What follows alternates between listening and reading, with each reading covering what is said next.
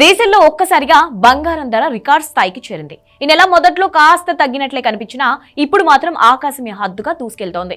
కొన్నేళ్లుగా ఎప్పుడూ లేనిది ఒకే రోజుల్లో 10 గ్రాముల బంగారం ధర 1000 రూపాయలు పెరిగింది. కొన్ని నగరాల్లో ఈ ధర 1000కి పైగా కూడా ఉంది. అసలు ఈ స్థాయిలో బంగారం ధర పెరగడానికి కారణం ఏంటి? కొన్ని రోజుల నుంచి బంగారం ధర అమాంతం పెరుగుతూ పోతోంది. ఇవాళ ఏకంగా 10 గ్రాముల బంగారం ధర 1000కి చేరింది. గత వారం ధరలు కాస్త తగ్గుముఖం పట్టాయి. వరుసగా 4 రోజులు గోల్డ్ ధరల్లో తగ్గుదల కనిపించింది. కానీ ఇప్పుడు ఒక్కసారిగా రికార్డు స్థాయిలో బంగారం ధర పెరగడంతో కస్టమర్లు ధరలను చూసి బెంబేలెత్తిపోతున్నారు. మరోవైపు వెండి ధర సైతం భారీగా పెరిగింది. కిలో వెండిపై 1500 రూపాయలు పెరిగింది. ఈ క్యాలెండర్ ఇయర్ లో వడ్డీ రేట్లలో 3 కోతలు ఉంటాయని US federal reserve chair panel ప్రకటించడంతో బంగారం ధర రికార్డు స్థాయికి చేరింది. మార్కెట్ ప్రారంభంలోనే $2200 పైకి దూసుకెళ్లింది. ప్రస్తుతం ఔన్స్ బంగారం ధర $2206 వద్ద ఉంది. ఇక మన దేశంలోనూ పసిడి రేటు ఏకంగా 1000కి పెరిగింది.